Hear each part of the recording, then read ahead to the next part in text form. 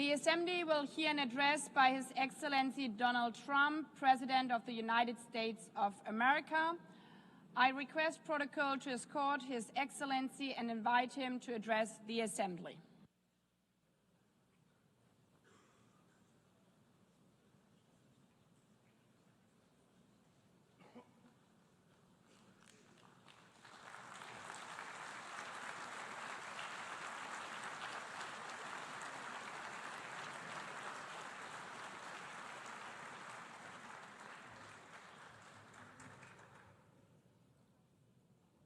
Thank you very much.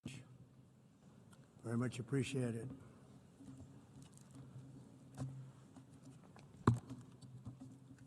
And I don't mind making this speech without a teleprompter, because the teleprompter is not working.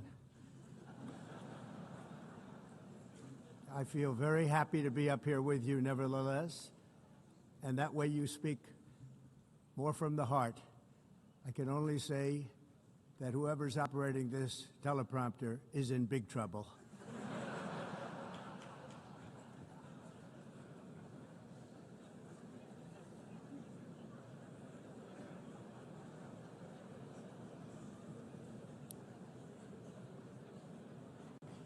Hello, Madam First Lady.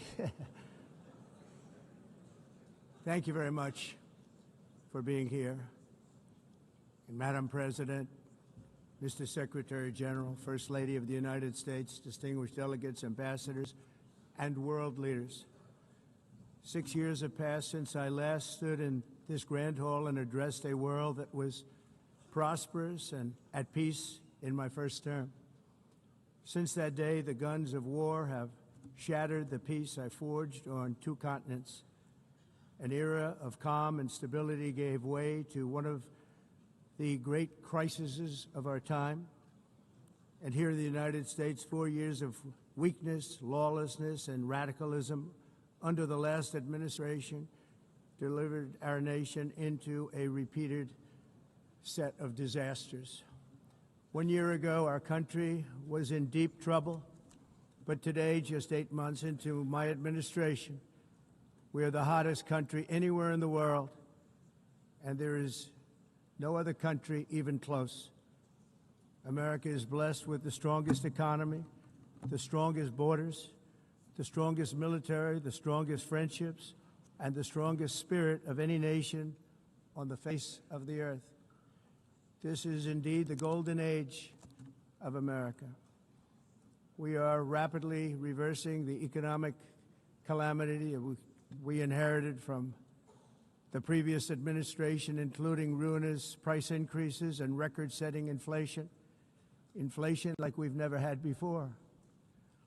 Under my leadership, energy costs are down, gasoline prices are down, grocery prices are down, mortgage rates are down, and inflation has been defeated. The only thing that's up is the stock market, which just hit a record high. In fact, it hit a record high 48 times in the last short period of time. Growth is surging, manufacturing is booming. The stock market, as I said, is doing better than it's ever done. And all of you in this room benefit by that, almost everybody. And importantly, workers' wages are rising at the fastest pace in more than 60 years. And that's what it's all about, isn't it?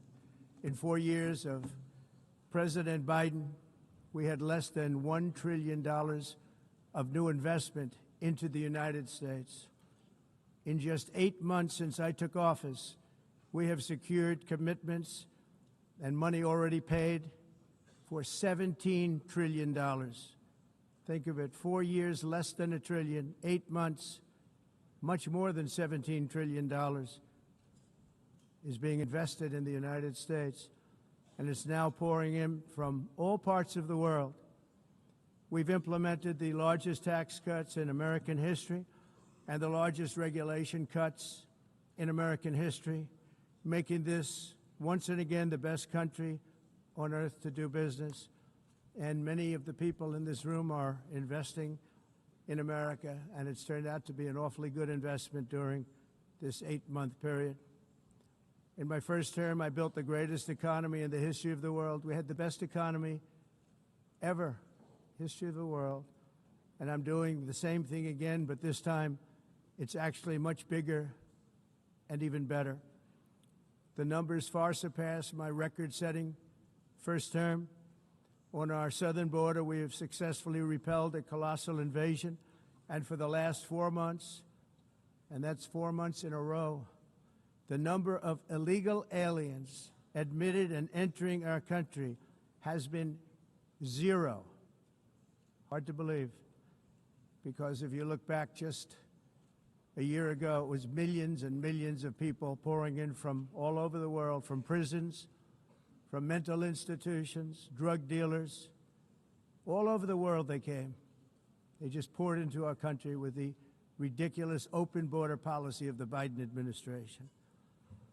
Our message is very simple. If you come illegally into the United States, you're going to jail, or you're going back to where you came from, or perhaps even further than that. You know what that means. I want to thank the country of El Salvador for the successful and professional job they've done in receiving and jailing so many criminals that entered our country. And it was under the previous administration that the number became record-setting, and they're all being taken out. We have no choice. And other countries have no choice, because other countries are in the exact same situation with immigration. It's destroying your country, and you have to do something about it. On the world stage, America is respected again like it has never been respected before. You think about 2 years ago, 3 years ago, 4 years ago, or 1 year ago, we were a laughingstock all over the world. At the NATO summit in June, virtually all NATO members formally committed to increase defense spending at my request from 2% to 5% of GDP, making our alliance far stronger and more powerful than it was ever before. In May, I traveled to the Middle East to visit my friends and rebuild our partnerships in the Gulf and those valued relationships with Saudi Arabia, Qatar, and the UAE, and other countries are now, I believe, closer than ever before. My administration has negotiated one historic trade deal after another, including with the United Kingdom, the European Union, Japan, South Korea, Vietnam, Indonesia, the Philippines, Malaysia, and many, many others. Likewise, in a period of just 7 months, I have ended 7 unendable wars. They said they were unendable. You're never going to get them solved. Some were going for 31 years, 2 of them, 31, think of it, 31 years. One was 36 years. One was 28 years. I ended 7 wars. And in all cases, they were raging with countless thousands of people being killed. This includes Cambodia and Thailand, Kosovo and Serbia, the Congo and Rwanda, a vicious, violent war that was, Pakistan and India, Israel and Iran, Egypt and Ethiopia, and Armenia and Azerbaijan. It included all of them. No president or prime minister, and for that matter, no other country has ever done anything close to that. And I did it in just 7 months. It's never happened before. There's never been anything like that. I'm very honored to have done it. It's too bad that I had to do these things instead of the United Nations doing them. And sadly, in all cases, the United Nations did not even try to help in any of them. I ended 7 wars, dealt with the leaders of each and every one of these countries, and never even received a phone call from the United Nations offering to help in finalizing the deal. All I got from the United Nations was an escalator that on the way up stopped right in the middle. If the First Lady wasn't in great shape, she would have fallen, but she's in great shape. We're both in good shape. We both stood. And then a teleprompter that didn't work. These are the two things I got from the United Nations, a bad escalator and a bad teleprompter. Thank you very much. And by the way, it's working now. It just went on. Thank you. I think I should just do it the other way. It's easier. Thank you very much. I didn't think of it at the time because I was too busy working to save millions of lives. That is the saving and stopping of these wars. But later I realized that the United Nations wasn't there for us. They weren't there. I thought of it really after the fact, not during these negotiations, which were not easy. That being the case, what is the purpose of the United Nations? The UN has such tremendous potential. I've always said it. It has such tremendous, tremendous potential, but it's not even coming close to living up to that potential. For the most part, at least for now, all they seem to do is write a really strongly worded letter and then never follow that letter up. It's empty words, and empty words don't solve war. The only thing that solves war and wars is action. Now, after ending all of these wars and also earlier negotiating the Abraham Accords, which is a very big thing for which our country received no credit, never receives credit. Everyone says that I should get the Nobel Peace Prize for each one of these achievements. But for me, the real prize will be the sons and daughters who live to grow up with their mothers and fathers, because millions of people are no longer being killed in endless and unglorious wars. What I care about is not winning prizes, it's saving lives. We saved millions and millions of lives with the 7 wars. And we have others that we're working on, and you know that. Many years ago, a very successful real estate developer in New York, known as Donald J. Trump, I bid on the renovation and rebuilding of this very United Nations complex. I remember it so well. I said at the time that I would do it for $500 million, rebuilding everything. It would be beautiful. I used to talk about, I'm going to give you marble floors. They're going to give you terrazzo. I'm going to give you the best of everything. You're going to have mahogany walls. They're going to give you plastic. But they decided to go in another direction, which was much more expensive at the time, and which actually produced a far inferior product. And I realized that they did not know what they were doing when it came to construction, and that their building concepts were so wrong, and the product that they were proposing to build was so bad and so costly. It was going to cost them a fortune. And I said, and wait till you see the overruns. Well, I turned out to be right. They had massive cost overruns and spent between $2 and $4 billion on the building and did not even get the marble floors that I promised them. You walk on terrazzo. Do you notice that? As far as I'm concerned, frankly, looking at the building and getting stuck on the escalator, they still haven't finished the job. They still haven't finished. That was years ago. The project was so corrupt that Congress actually asked me to testify before them on the tremendous waste of money, because it turned out that they had no idea what it was, but they knew it was anywhere between $2 and $4 billion as opposed to $500 million with a guarantee. But they had no idea, and I said it cost much more than $5 billion. Unfortunately, many things in the United Nations are happening just like that, but on an even much bigger scale, much, much bigger. Very sad to see. Whether the UN can manage to play a productive role, I've come here today to offer the hand of American leadership and friendship to any nation in this assembly that is willing to join us in forging a safer, more prosperous world. And it's a world that we'll be much happier with. A dramatically better future is within our reach. But to get there, we must reject the failed approaches of the past and work together to confront some of the greatest threats in history. There is no more serious danger to our planet today than the most powerful and destructive weapons ever devised by man, of which the United States, as you know, has many. Just as I did in my first term, I've made containing these threats a top priority, starting with the nation of Iran. My position is very simple. The world's #1 sponsor of terror can never be allowed to possess the most dangerous weapon. That's why, shortly after taking office, I sent the so-called Supreme Leader a letter making a generous offer. I extended a pledge of full cooperation in exchange for a suspension of Iran's nuclear program.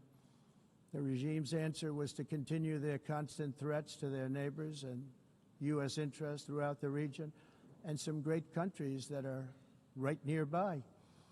Today, many of Iran's former military commanders, in fact, I can say almost all of them, are no longer with us. They're dead. And 3 months ago, in Operation Midnight Hammer, 7 American B-2 bombers dropped the 14 30,000-pound each bombs on Iran's key nuclear facilities, totally obliterating everything. No other country on earth could have done what we did. No other country has the equipment to do what we did. We have the greatest weapons on earth. We hate to use them.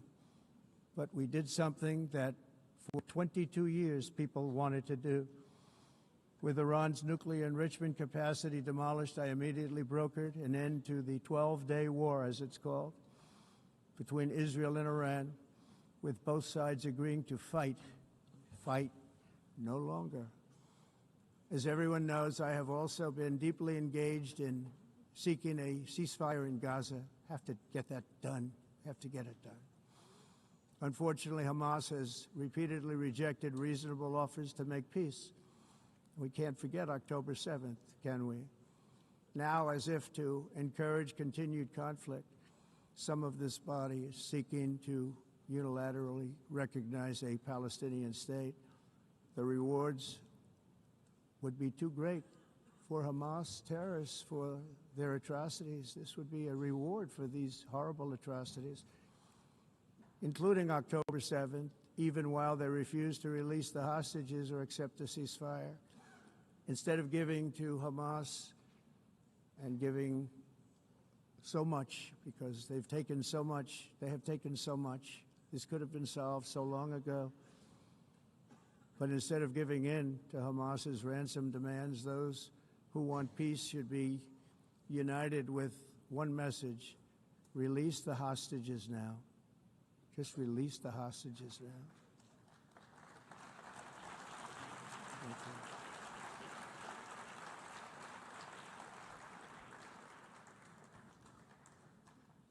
Thank you. As we have got to come together, and we will come together, got to get it done. We have to stop the war in Gaza immediately. We have to stop it. We have to get it done. We have to negotiate, immediately have to negotiate peace. We got to get the hostages back. We want all 20 back.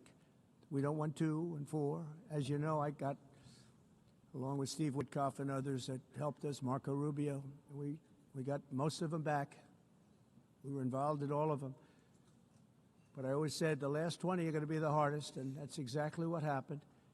We have to get them back now. We don't want to get back 2, and then another 2, and then 1, and then 3.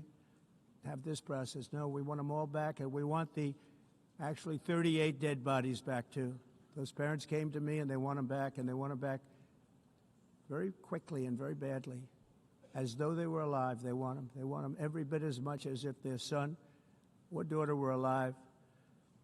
I've also been working relentlessly, stopping the killing in Ukraine. I thought that would be, of the 7 wars that I stopped, I thought that would be the easiest because of my relationship with President Putin, which had always been a good one. I thought that was going to be the easiest one. But, you know, in war, you never know what's going to happen. There are always lots of surprises, both good and bad. Everyone thought Russia would win this war in 3 days, but it didn't work out that way. It was supposed to be just a quick little skirmish. It's not making Russia look good. It's making them look bad. No matter what happens from here on out, this was something that should have taken a matter of days, certainly less than a week. And they've been fighting for 3.5 years and killing anywhere from 5,000 to 7,000 young soldiers, mostly soldiers, on both sides every single week, from 5,000 to 7,000 dead young people, and some in cities, much smaller numbers, where rockets are shot, where drones are dropped. This war would never have started if I were president. This was a war that should have never happened. It shows you what leadership is, what bad leadership can do to a country. Look what happened to the United States, and look where we are right now in just a short period of time. The only question now is how many more lives will be needlessly lost on both sides. China and India are the primary funders of the ongoing war by continuing to purchase Russian oil. But inexcusably, even NATO countries have not cut off much Russian energy and Russian energy products, which, as you know, I found out about 2 weeks ago, and I wasn't happy. Think of it. They're funding the war against themselves. Who the hell ever heard of that one? In the event that Russia is not ready to make a deal to end the war, then the United States is fully prepared to impose a very strong round of powerful tariffs, which would stop the bloodshed, I believe, very quickly. But for those tariffs to be effective, European nations, all of you are gathered here right now, would have to join us in adopting the exact same measures. I mean, you're much closer to the city. We have an ocean in between. You're right there. And Europe has to step it up. They can't be doing what they're doing. They're buying oil and gas from Russia while they're fighting Russia. It's embarrassing to them, and it was very embarrassing to them when I found out about it, I can tell you that. But they have to immediately cease all energy purchases from Russia. Otherwise, we're all wasting a lot of time. So I'm ready to discuss this. We're going to discuss it today with the European nations, all gathered here. I'm sure they're thrilled to hear me speak about it, but that's the way it is. I like to speak my mind and speak the truth. As we seek to reduce the threat of dangerous weapons today, I'm also calling on every nation to join us in ending the development of biological weapons once and for all. And biological is terrible, and nuclear is even beyond, and we include nuclear in that. We want to have a cessation of the development of nuclear weapons. We know, and I get to view it all the time. Sir, would you like to see? And I look at weapons that are so powerful that we just can't ever use them. If we ever use them, the world literally might come to an end. There would be no United Nations to be talking about. There would be no nothing. Just a few years ago, reckless experiments overseas gave us a devastating global pandemic. Yet despite that worldwide catastrophe, many countries are continuing extremely risky research into bioweapons and man-made pathogens. This is unbelievably dangerous. To prevent potential disasters, I'm announcing today that my administration will lead an international effort to enforce biological weapons convention, which is going to be meeting with the top leaders of the world by pioneering an AI verification system that everyone can trust. Hopefully the UN can play a constructive role, and it will also be one of the early projects under AI. Let's see how good it is, because a lot of people are saying it could be one of the great things ever, but it also can be dangerous, but it can be put to tremendous use and tremendous good, and this would be an example of that.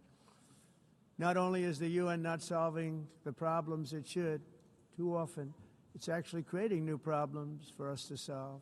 The best example is the number one political issue of our time, the crisis of uncontrolled migration. It's uncontrolled. Your countries are being ruined. The United Nations is funding an assault on Western countries and their borders. In 2024, the UN budgeted $372 million in cash assistance to support an estimated 624,000 migrants journeying into the United States. Think of that. The UN is supporting people that are illegally coming into the United States, and then we have to get them out. The UN also provided food, shelter, transportation, and debit cards to illegal aliens. Can you believe that? On the way to infiltrate our southern border. Millions of people came through that southern border. Just a year ago, millions and millions of people were pouring in, 25 million altogether over the 4 years of the incompetent Biden administration. And now we have it stopped, totally stopped. In fact, they're not even coming anymore because they know they can't get through. But what took place is totally unacceptable. The UN is supposed to stop invasions, not create them and not finance them. In the United States, we reject the idea that mass numbers of people from foreign lands can be permitted to travel halfway around the world, trample our borders, violate our sovereignty, cause unmitigated crime, and deplete our social safety net. We have reasserted that America belongs to the American people, and I encourage all countries to take their own stand in defense of their citizens as well. You have to do that because I see it. I'm not mentioning names. I see it, and I can call every single one of them out. You're destroying your countries. They're being destroyed. Europe is in serious trouble. They've been invaded by a force of illegal aliens like nobody's ever seen before. Illegal aliens are pouring into Europe. Nobody is ever, and nobody's doing anything to change it, to get them out. It's not sustainable. And because they choose to be politically correct, they're doing just absolutely nothing about it. And I have to say, I look at London where you have a terrible mayor, terrible, terrible mayor. And it's been so changed, so changed. Now they want to go to Sharia law. But you're in a different country. You can't do that. Both the immigration and their suicidal energy ideas will be the death of Western Europe if something is not done immediately. This cannot be sustained. What makes the world so beautiful is that each country is unique. But to stay this way, every sovereign nation must have the right to control their own borders. You have the right to control your borders, as we do now, and to limit the sheer numbers of migrants entering their countries and paid for by the people of that nation that were there and that built that particular nation at the time. They put their blood, sweat, tears, money into that country, and now they're being ruined. Proud nations must be allowed to protect their communities and prevent their societies from being overwhelmed by people they have never seen before, with different customs, religions, with different everything. Where migrants have violated laws, lodged false asylum claims, or claimed refugee status for illegitimate reasons, they should, in many cases, be immediately sent home. And while we will always have a big heart for places and people that are struggling and truly compassionate, answers will be given. We have to solve the problem, and we have to solve it in their countries, not create new problems in our countries. And we are very helpful to a lot of countries that are just not able to send their people anymore. They used to send them to us in caravans of 25, 30,000 people each. These massive caravans of people pouring into our country, totally unchecked and unvetted. But not anymore. According to the Council of Europe in 2024, almost 50% of inmates in German prisons were foreign nationals or migrants. In Austria, the number was 53% of the people in prisons were from places that weren't from where they are now. In Greece, the number was 54%, and in Switzerland, beautiful Switzerland, 72% of the people in prisons are from outside of Switzerland. When your prisons are filled with so-called asylum seekers who repaid kindness, and that's what they did, they repaid kindness with crime, it's time to end the failed experiment of open borders. You have to end it now. I can tell you. I'm really good at this stuff. Your countries are going to hell. In America, we've taken bold action to swiftly shut down uncontrolled migration. Once we started detaining and deporting everyone who crossed the border, and removing illegal aliens from the United States, they simply stopped coming. They're not coming anymore. We're getting a lot of credit, but they're not coming anymore. This was a humanitarian act for all involved, because on the trips up, thousands of people a week were dying. Women were being raped. Nobody's ever seen anything like it. Raped, horribly beaten, raped. On the trip up, the journey up, it was a long walk. It was a long, arduous journey, indeed. And it was also a historic victory against human trafficking throughout the region. What we did was a victory, and we saved so many lives of people that wouldn't make the journey. That journey was loaded up with death. Loaded up with death. Dead bodies all along the roads of jungles to get up. They go through jungles, they go through areas so hot you couldn't breathe. They were dying of suffocation, areas so hot that you couldn't breathe. Dead bodies all over. By them not coming, we're saving tremendous numbers of lives. My people have done a fantastic job in doing what they did, and the American public agrees with it. I mean, I was very proud to see this morning I have the highest poll numbers I've ever had. Part of it is because of what we've done on the border. I guess the other part is what we've done on the economy. Joe Biden's policies empowered murderous gangs, human smugglers, child traffickers, drug cartels, and prisoners from all over the world. The previous administration also lost nearly 300,000 children. Think of that. They lost more than 300,000 children, little children, who were trafficked into the United States on the Biden watch, many of whom have been raped, exploited, and abused, and sold. Sold. Nobody talks about that. The fake news doesn't write about it. With many others, young children who are missing or dead. And we found a lot of these children, and we're sending them back, and we've been sending them back to their parents. They said, nobody knows who they are. They said, where do you come from? And they'll give us a country, and we'll find out, and we'll figure it out, and we'll bring them back to their homes. And the mother and father rush to the door, and their tears in their eyes. They can't believe that they're seeing their son or daughter, their little son or daughter again. We've done almost 30,000 of them so far. Any system that results in the mass trafficking of children is inherently evil. Yet that is exactly what the globalist migration agenda has done, and it's what it's all about.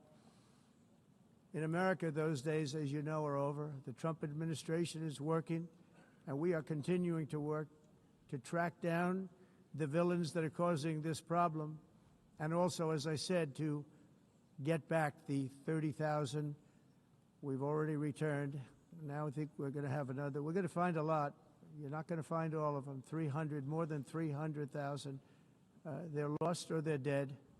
They're lost or they're dead because of the animals that did this.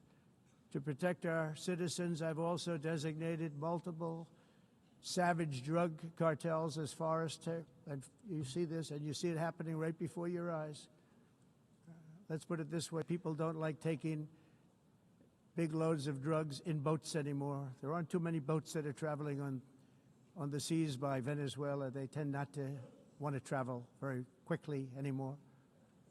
And we've virtually stopped drugs coming into our country by sea. We call them the water drugs. They kill hundreds of thousands of people. I've also designated multiple savage drug cartels as far as foreign terrorist organizations, along with two bloodthirsty transnational gangs, probably the worst gangs anywhere in the world, MS-13 and Tren de Aragua. Tren de Aragua is from Venezuela, by the way. Such organizations torture, maim, mutilate, and murder with impunity. They're the enemies of all humanity. For this reason, we've recently begun using the supreme power of the United States military to destroy Venezuelan terrorists and trafficking networks led by Nicolas Maduro. To every terrorist thug smuggling poisonous drugs into the United States of America, please be warned that we will blow you out of existence. That's what we're doing. We have no choice. Can't let it happen. They're destroying I believe we lost 300,000 people last year to drugs, 300,000. Fentanyl and other drugs. Each boat that we sink carries drugs that would kill more than 25,000 Americans. We will not let that happen. Energy is another area where the United States is now thriving like never before. We're getting rid of the falsely named renewables. By the way, they're a joke. They don't work. They're too expensive. They're not strong enough to fire up the plants that you need to make your country great. The wind doesn't blow. Those big windmills are so pathetic and so bad, so expensive to operate. And they have to be rebuilt all the time, and they start to rust and rot. Most expensive energy ever conceived, and it's actually energy. You're supposed to make money with energy, not lose money. You lose money, the governments have to subsidize. You can't put them out without massive subsidies. And most of them are built in China, and I give China a lot of credit. They build them, but they very few wind farms. So why is it that they build them and they send them all over the world, but they barely use them? You know what they use? Coal. They use gas. They use almost anything, but they don't like wind. But they sure as hell like selling the windmills. Europe, on the other hand, has a long way to go, with many countries being on the brink of destruction because of the green energy agenda. And I give a lot of credit to Germany. Germany was being led down a very sick path, both on immigration, by the way, and on energy. They were going green, and they were going bankrupt. And the new leadership came in, and they went back to where they were, with fossil fuel and with nuclear, which is good. It's now safe, and you can do it properly. But they went back to where they were, and they opened up a lot of different plants, energy-producing plants, and they're doing well. I give Germany a lot of credit for that. They've said this is a disaster, what's happening. They were going all green. All green is all bankrupt. That's what it represents. And it's not politically correct. I'll be very badly criticized for saying it, but I'm here to tell the truth. I don't care. It doesn't matter to me. I'm in New York City. I'm feeling a lot safer. Crime, we're getting crime down. And by the way, speaking of crime, Washington, D.C. was the crime capital of America. Now it's after 12 days, it's a totally safe city. Everyone's going out to dinner. They're going out to restaurants. Your wife can walk down the middle of the street with or without you. Nothing's going to happen. My people have done a fantastic job. And yes, I called in the National Guard, and the National Guard took care of business, and they weren't politically correct, but they took care of business. We got 1,700 career criminals out, brought them back to where they came from, the countries where they came from, or put them in jails. Washington, D.C. is now a totally safe city again, and I welcome you to come. In fact, we'll have dinner together at a local restaurant, and we'll be able to walk. We don't have to go by an armor-plated vehicle. We'll walk right over there from the White House. They've given up their powerful edge, a lot of the countries that we're talking about, in oil and gas, such as essentially closing the great North Sea oil. Oh, the North Sea, I know it so well. Aberdeen was the oil capital of Europe, and there's tremendous oil that hasn't been found in the North Sea.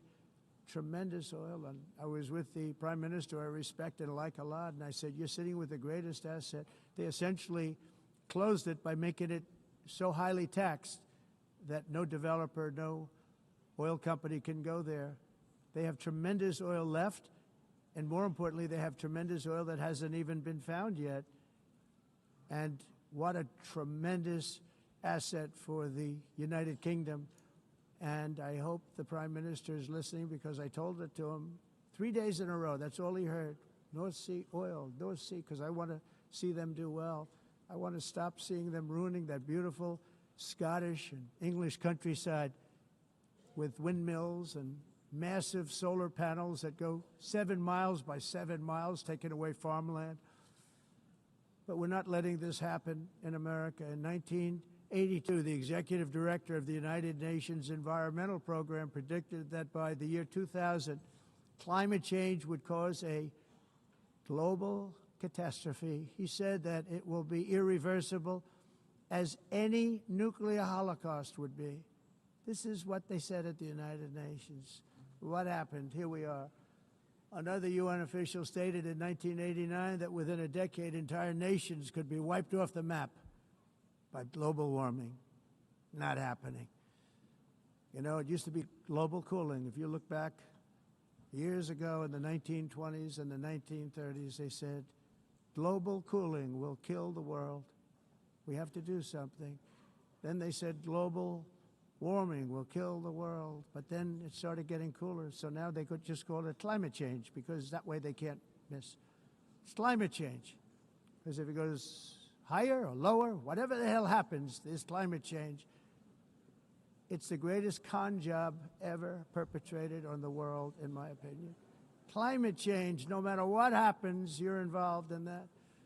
No more global warming, no more global cooling. All of these predictions made by the United Nations and many others, often for bad reasons, were wrong. They were made by stupid people that have cost their countries fortunes and given those same countries no chance for success. If you don't get away from this green scam, your country is going to fail.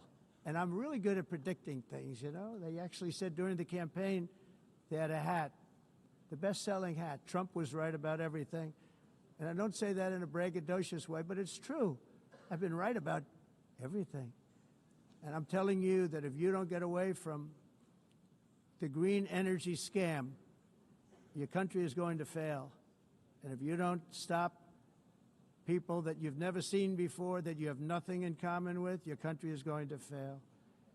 I'm the President of the United States, but I worry about Europe. I love Europe. I love the people of Europe. And I hate to see it being devastated by energy and immigration. This double-tailed monster destroys everything in its wake, and they cannot let that happen any longer. You're doing it because you want to be nice. You want to be politically correct, and you're destroying your heritage. They must take control strongly and immediately of the unmitigated immigration disaster and the fake energy catastrophe before it's too late. The carbon footprint is a hoax made up by people with evil intentions, and they're heading down a path of total destruction. You know, the carbon footprint was a big, big thing a few years ago.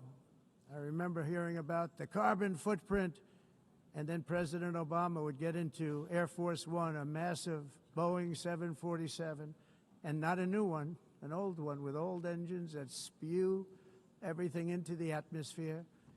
He'd talk about the carbon footprint, we must do so. Then he'd get in and he'd fly from Washington to Hawaii to play a round of golf. And then he'd get back onto that big, beautiful plane and he'd fly back and he'd talk about, again, global warming and the carbon footprint. It's a con job. At extreme cost and expense, Europe reduced its own carbon footprint by 37%. Think of that. Congratulations, Europe. Great job. You cost yourself a lot of jobs, a lot of factories closed, but you reduced the carbon footprint by 37%. However, for all of that sacrifice and much more, it's been totally wiped out and then some by a global increase of 54%. Much of it coming from China and other countries that are thriving around China, which now produces more CO2 than all the other developed nations in the world. So all of these countries are working so hard on the carbon footprint, which is nonsense, by the way. It's nonsense. You know, it's interesting. In the United States, we have still radicalized environmentalists, and they want the factories to stop. Everything should stop. No more cows. We don't want cows anymore. I guess they want to kill all the cows. They want to do things that are just unbelievable, and you have it too. But, you know, we have a border, strong, and we have a shape, and that shape doesn't just go straight up. That shape is amorphous when it comes to the atmosphere. And if we had the most clean air, and I think we do, we have very clean air. We have the cleanest air we've had in many, many years. But the problem is that other countries, like China, which has air that's a little bit rough, it blows And no matter what you're doing down here, the air up here tends to get very dirty because it comes in from other countries where their air isn't so clean. And the environmentalists refuse to acknowledge that. Same thing with garbage. In Asia, they dump much of their garbage right into the ocean. And over about a 1 week and 2 week journey, it flows right past Los Angeles. You've seen it. Massive amounts of garbage, almost too much to do anything about, flowing past Los Angeles, past San Francisco, and then somebody will get in trouble because he dropped a cigarette on the beach.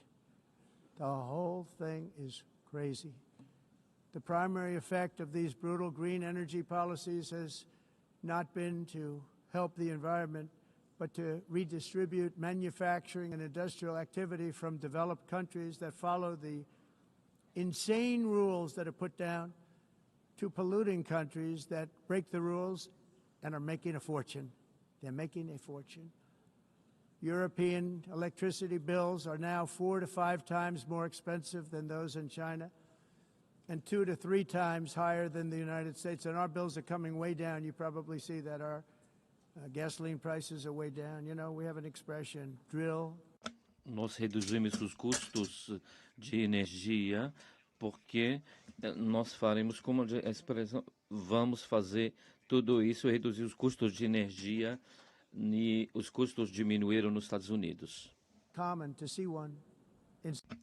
Por exemplo, se você olhar Electric costs nos países em approximately faturas de energia, 100 heat-related deaths. nós não aclimatizamos, mas nós nos Estados Unidos conseguimos usar eles e evitar aumento da temperatura, porque é muito caro também usar nada e ninguém usa. Pretending to stop the global Tudo isso hoax. The a of asking mudança. industrialized nations, Esse agenda mundialista não tem nenhum sentido.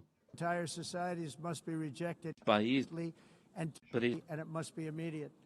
That's why in America I withdrew from the fake Paris Climate Accord, where, by the way, America was paying so much more than every country. Others weren't paying. China didn't have to pay until 2030. Russia was given an old standard that was easy to meet, a 1990 standard. But for the United States, we're supposed to pay like $1 trillion. And I said, this is another scam. The fact is, the United States has been taken advantage of by the world for many, many years, but not any longer, as you probably noticed. I unleashed massive energy production and signed historic executive orders to hunt for oil, but we don't have to do much hunting because we have the most oil of any nation anywhere, oil and gas in the world. And if you add coal, we have the most of any nation in the world. Clean, I call it clean, beautiful coal. You can do things today with coal that you couldn't have done 10 years ago, 15 years. So I have a little standing order in the White House. Never use the word coal, only use the words clean, beautiful coal. Sounds much better, doesn't it? But we stand ready to provide any country with abundant, affordable energy supplies if you need them, when most of you do. We're proudly exporting energy all over the world. We're now the largest exporter. In the United States, we want trade and robust commerce with all nations, everybody. We want to help nations. We're going to help nations. But it must also be fair and reciprocal. The challenge with trade is much the same with climate. The countries that followed the rules, all their factories have been plundered. It's really sad to watch. They've been broken. They've been broken by countries that broke the rules. That's why the United States is now applying tariffs to other countries, and much as these tariffs were for many years applied to us, uncontrollably applied to us. We've used tariffs as a defense mechanism under the Trump administration, including my first term, where hundreds of billions of dollars in tariffs were taken in. And by the way, we had the lowest inflation, and now we have very low inflation. The only thing different is that we have hundreds of billions of dollars flowing into our country. But this is how we will ensure that the system works for everyone and is sustainable into the future. We're also using tariffs to defend our sovereignty and security throughout the world, including against nations that have taken advantage of former U.S. administrations for decades, including the most corrupt, incompetent administration in history, the sleepy Joe Biden administration. Brazil now faces major tariffs in response to its unprecedented efforts to interfere in the rights and freedoms of our American citizens and others, with censorship, repression, weaponization, judicial corruption, and targeting of political critics in the United States. I have a little problem saying this because I must tell you, I was walking in and the leader of Brazil was walking out. We saw him and I saw him, he saw me, and we embraced. And then I'm saying, can you believe I'm going to be saying this in just 2 minutes? But we actually agreed that we would meet next week. We didn't have much time to talk, like about 20 seconds. They were in retrospect, I'm glad I waited because this thing didn't work out too well. But we did talk. We had a good talk, and we agreed to meet next week, if that's of interest. But he seemed like a very nice man, actually. He liked me, I liked him. But if you, and I only do business with people I like. When I don't like them, I don't like them. But we had, at least for about 39 seconds, we had excellent chemistry. It's a good sign. But also in the past, Brazil, can you believe this, unfairly tariffed our nation, but now because of our tariffs, we are hitting them back, and we're hitting them back very hard. As president, I will always defend our national sovereignty and the rights of American citizens. So I'm very sorry to say this, that Brazil is doing poorly and will continue to do poorly. They can only do well when they're working with us. Without us, they will fail, just as others have failed. It's true. Next year, the United States will celebrate the 250th anniversary of our glorious independence, a testament to enduring power and American freedom and spirit. We will also be proudly hosting the 2026 FIFA World Cup, and shortly thereafter, the 2028 Olympics, which is going to be very exciting. I hope you all come. I hope that countless people from all over the globe will take part of these will be great celebrations of liberty and human achievement, and that together we all can rejoice in the miracles of history that began in July 4th, 1776, when we founded the light to all nations. And it's something really that an amazing thing came out of that date. It's called the United States of America. In honor of this momentous anniversary, I hope that all countries who find inspiration in our example will join us in renewing our commitment, values, and those values, really, that we hold so dear. Together, let us defend free speech and free expression. Let us protect religious liberty, including for the most persecuted religion on the planet today. It's called Christianity. And let us safeguard our sovereignty and cherish qualities that have made each of our nations so special, incredible, and extraordinary.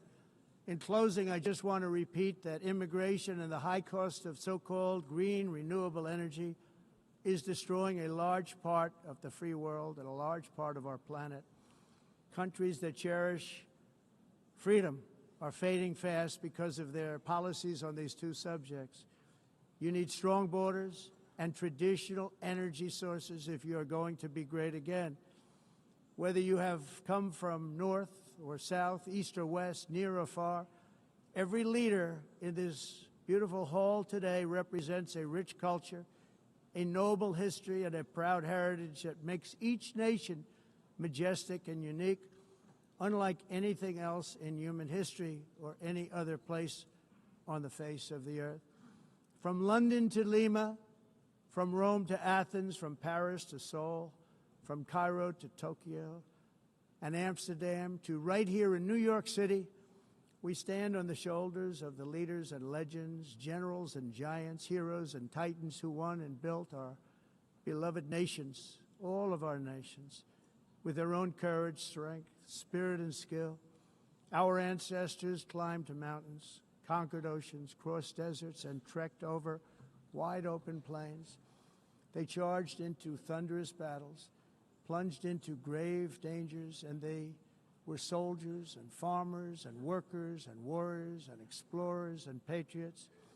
They built towns into cities, tribes into kingdoms, ideas into industries, and small islands into mighty empires. You're a part of all of that. They were champions for their people who never gave up and who never, ever gave in. Their values defined our national identities. Their visions forged our magnificent destiny. Everybody in this room is a part of it in your own way. Each of us inherits the deeds and the myths, the triumphs, the legacies of our own heroes and founders who so bravely showed us the way. Our ancestors gave everything for homelands that they defended with pride, with sweat, with blood, with life, and with death. Now the righteous task of protecting the nations that they built belongs to each and every one of us. So together let us uphold our sacred duty to our people and to our citizens. Let us protect their borders, ensure their safety, preserve their cultures, treasure, and traditions, and fight, fight, fight for their precious dreams and their cherished freedoms. And in friendship and really a beautiful vision, let us all work together to build a bright, beautiful planet, a planet that we all share, a planet of peace and a world that is richer, better, and more beautiful than ever before. That can happen. It will happen. It will happen, and I hope it can happen and start right now, right at this moment. We'll turn it around. We're going to make our countries better, safer, more beautiful. We're going to take care of our people. Thank you very much. It's been an honor. God bless the nations of the world. Thank you very much. Bye.